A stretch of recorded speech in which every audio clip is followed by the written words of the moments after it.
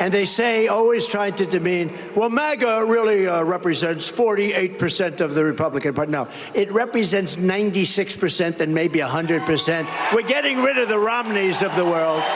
We want to get Romneys and those out. But they know that we are the only ones who can stop them. Game on, Trump. Game on. I've been in this party since 1976. If anyone is the biggest rhino, it's you.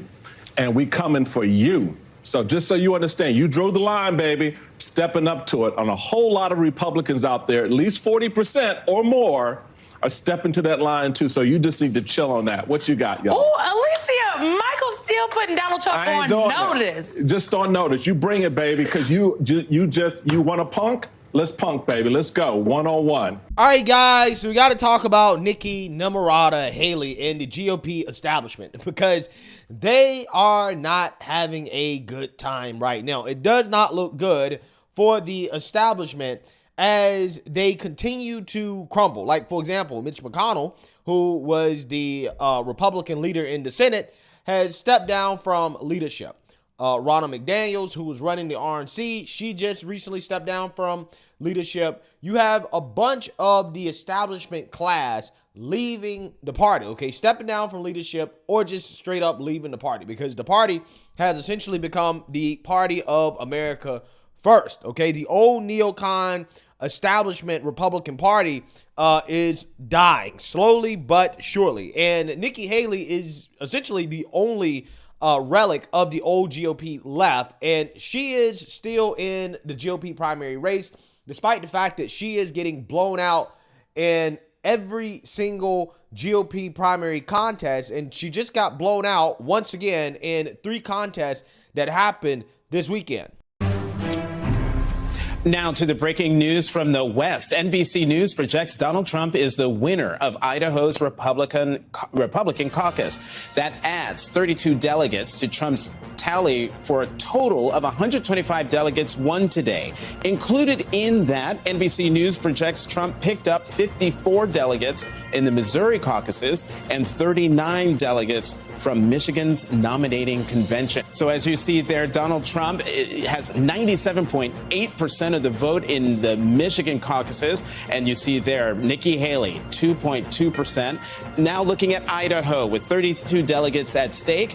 As you see there, Donald Trump, now the projected winner of that state's caucuses, with 84.3% of the vote in for 21,151 votes. Nikki Haley with 13.8% of the vote.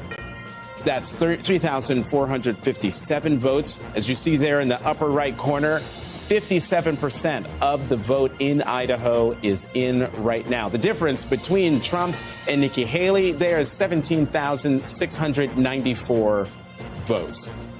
Yeah, so notice how the mainstream liberal media is silent on this, okay? They are silent on Trump blowing out Nikki Haley in deep red states. I mean, you look at the margins in Idaho, Trump won in what is a competitive GOP primary season in the sense that it's actually a real primary. I mean, the Democrats don't have a real primary, okay? So Joe Biden's numbers don't mean anything because Democrats aren't running a real primary. But the GOP is actually having a real primary. And in a state like Idaho, Trump won with 85% of the vote. But yet the mainstream liberal media is silent. However, when it comes to a GOP primary in a state that's not deep red and has an open primary, if Nikki Haley gets 30% of the vote, all of a sudden mainstream liberal media is like, oh my God, this is big trouble for Trump. 30%, 40% of GOP voters are rejecting Trump. But yet you had Democrats voting in those GOP primaries. When you have a primary in a deep red state like Idaho, where you don't have Democrats voting in the primary, Trump is dominating, right? He's clearly the dominant candidate within the party, okay? Because Nikki Haley doesn't have real support. In fact, 40% of her support is just anti-Trump Republicans and Democrats that are voting for her simply because they don't like Trump, not necessarily because they like her. Donald Trump is talking about holding hands with Putin as he invades our allies. He's talking about isolationism. I don't believe in that. I believe that we should have a country where the American dream is possible and that we don't have this tent of anger and division. Joe Biden and Donald Trump have both led into that. I'm trying to take us in a new direction. You say that you're not anti-Trump.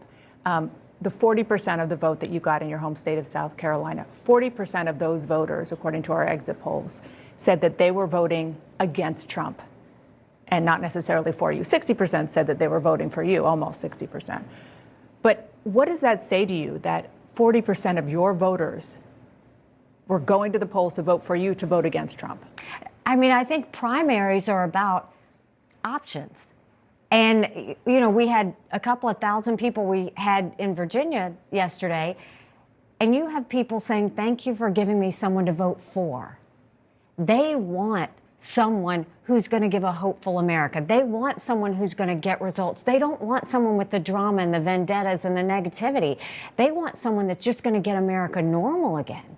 They're worried about their kids. Yeah, so that's a devastating number for the establishment, okay? And what I mean by that, because the establishment narrative is that, well, every vote for Nikki Haley is essentially a vote against Trump, okay? They're basically trying to say that, well, Trump only has 50 to 60% support in the Republican Party, which we know that's not true, okay? Because if 60% of Nikki Haley's supporters are voting for her, that means that they're not necessarily voting against Trump. They're voting for her. They just like her better than Trump, but that doesn't mean that they would not vote for Trump. So that means that it is likely that Nikki Haley's support, 60% of her support, will probably go to Trump when Nikki Haley loses the GOP primary, okay? In the general election, Trump is probably going to get 60% of Nikki Haley's support, which in total would put him at 80, 85, 90+% support within the party on average, depending on which state you are looking at, okay? Which is a completely different narrative than what the mainstream liberal media is putting out there. A narrative that they only applied to this primary and this primary only, because I've never seen the media say in past primaries that, hey, just because Joe Biden didn't win Iowa, okay, he didn't win New Hampshire, that was a vote against him. You're voting against Joe Biden, right? They never said that, okay? They always assumed that the support would consolidate during the general election. So there's no reason to believe that Nikki Haley's support would not consolidate behind Trump in the general election unless there's a plan from Nikki Haley to run against Trump in the general election, which I am slowly starting to accept that that's actually the plan. I don't think that Nikki Haley's plan is to be the GOP nominee anymore. I think that Nikki Haley might run third party. And I don't care what she says to the public and to the media, because she told the media that she wouldn't run if Trump ran. So we know that her word doesn't really mean anything, okay? We can't really believe anything that she says about how or if she's going to run. And one of the reasons why I believe that is because, quite honestly, it makes no logical sense for her to continue to stay in the GOP race unless she's trying to gauge support that she may have in a general election to maybe run third party. And interviews like this with Meet the Press are part of the reason why I feel like this could be a reality for Nikki Haley, and that could actually be what she's gunning for. And this interview right here comes after Nikki Haley came out and declared that she hopes the courts fast-track these Trump cases so that he could possibly be convicted before the election, which could create a scenario that Trump is pulled out of the election, which I don't know how they would actually really pull him out because constitutionally he'd still be eligible, okay, and people would still vote for him. But it could possibly hurt Trump in the sense that if he's convicted, that could kind of push people away from voting for him. Now, again, I'm not entirely sure if that's actually true, because up until now, the things that have been thrown against Trump haven't worked at all, okay? When he was charged, when he was indicted, his support went up. So who am I to believe that if he's convicted that his support wouldn't continue to go up, right? I have no clue, okay? But we do know that the common thinking about this is that, well, if Trump is convicted, he's going to lose a ton of support, okay? So that is what Nikki Haley's saying, and that makes no sense for Nikki Haley to come out here and say these things if she actually plans on being the GOP nominee and trying to get MAGA voters, right? It seems to me that Nikki Haley is actually trying to push away MAGA voters and appeal more to Democrats than the conservative base. And the only scenario in which that makes sense is if she's running third party, or if that is a part of the plan. Now she's coming out here and saying that she is no longer bound by the pledge to support the Republican nominee. So now she's walking back her pledge to support Trump if he's the nominee. Let's watch.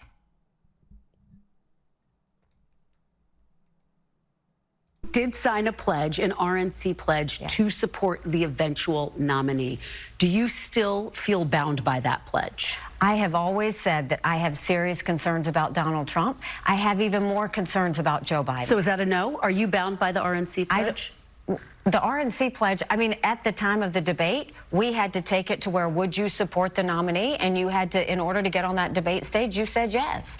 The RNC is now not the same RNC. Now it's So you're no Trump's longer bound daughter-in-law. by that pledge? No, I think I'll make what decision I want to make, but that's not. Wow. Right? Wow. Again, it doesn't make any sense. If you're gunning to replace Trump as the GOP nominee, why would you not try to at least seem like you want the MAGA vote, right? You want the America First vote. She doesn't want it. I mean, it's clear and obvious. The things that she's saying right now, at least to me, indicate that she doesn't want the MAGA vote. Under what scenario does it make sense to do this? I don't understand it. I don't get it. The only scenario it makes sense is if she's running third party, because listen, the pledge is the pledge. Doesn't matter if the RNC has changed. You still made that pledge. I mean, now we all know Nikki Haley's word doesn't mean anything, right? Because again, she pledged not to get into the race if Trump was the candidate, right? If Trump gets in the race, she was going to stay out of it. Clearly, again, she didn't do that. So her word doesn't mean anything already. But why would you not come out here and say, hey, well, you know, my word is my word, and I'm going to stick to my word. I'm going to support Trump if he's the candidate because I'm going to put the party first, okay, over myself.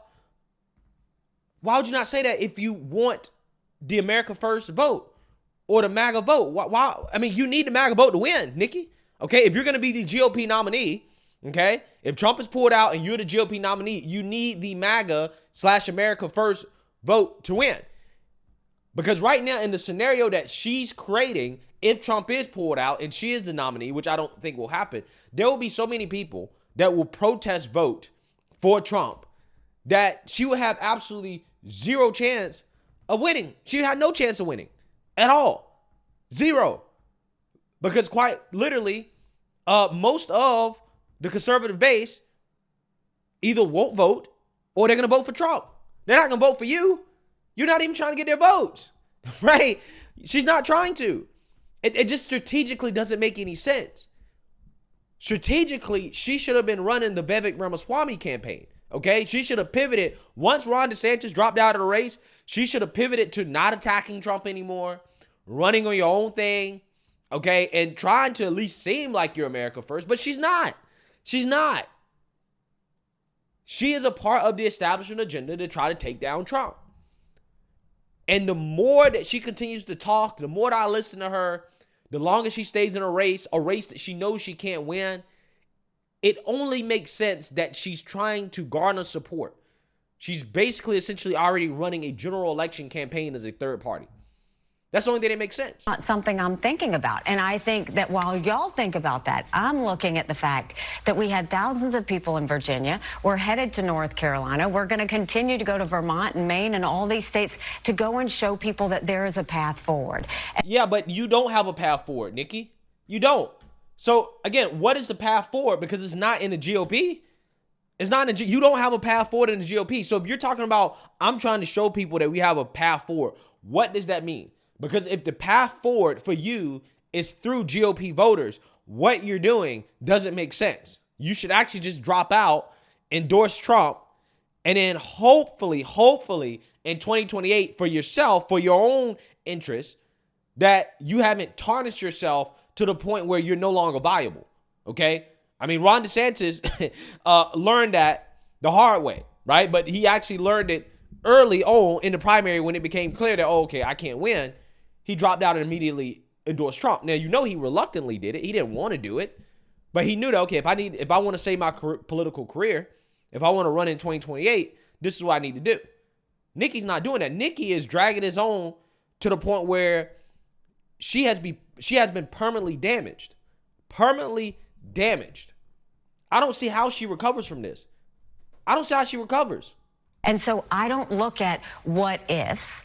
I look at how do we continue the conversation. You know, it's interesting. Chris Christie said, he was asked why he didn't endorse you when he dropped out. He said because he thought you would endorse Donald Trump. But it sounds like what you're saying is that you're leaning against endorsing Donald Trump. Can you just put a little bit of clarity? Are you leaning against endorsing? Look at her face, bro. Her face when she's uncomfortable and she's about to lie, it's so obvious. It's so obvious. Again, just the fact that she didn't keep her word when she said that I will not run if Trump is running. The fact that she chose to run anyways means that you can't believe a word that comes out of this woman's mouth.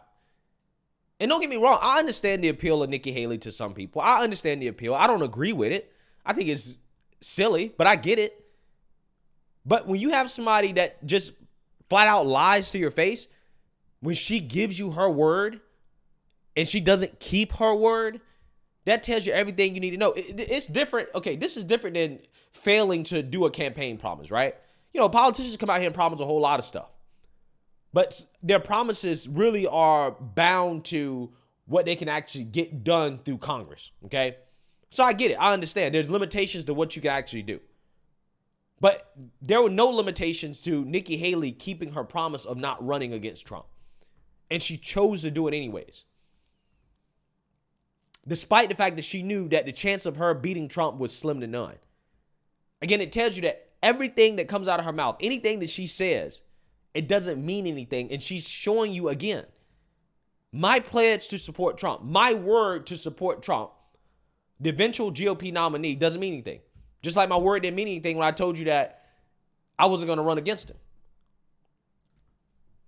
Donald Trump at this point. I truly am not thinking about any of that. And, you know, I mean, look, You're not taking it off the table. There's a huge difference between me and Chris Christie. Chris Christie ran because he just didn't want Trump. I am running because it's not about Trump. I voted for him twice. I was proud to serve America in his administration. This is not a never Trump movement. This is the fact that I see America going into a bad direction. Yeah. So, I don't know what to tell you, man. Nikki Haley's word doesn't mean anything. She's showing you that her word doesn't mean anything. What she's doing politically from a strategic perspective makes zero sense if she actually wants to be the GOP nominee if Trump is pulled out of a race. I think there will be a massive revolt. In fact, I don't think that anybody can be the nominee outside of Vivek, right? If Trump is pulled out, there's nobody that can actually be the nominee and secure the America First vote outside of Vivek at this point, right?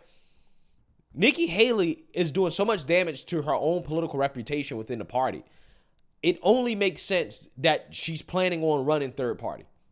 That's it. That's the only thing that makes sense to me. So she's come out and basically said that she's not going to do that. But at this point, it doesn't really mean anything because she's showing you that her word doesn't mean anything. You don't need to listen to anything that she says, right? Because what she says doesn't mean anything. So that's what I think that she's gunning for now. I think that she's gunning to run third party. But hey, let me know what you guys think. Make sure you like, comment, and subscribe. Most importantly, share a Black conservative perspective. Peace.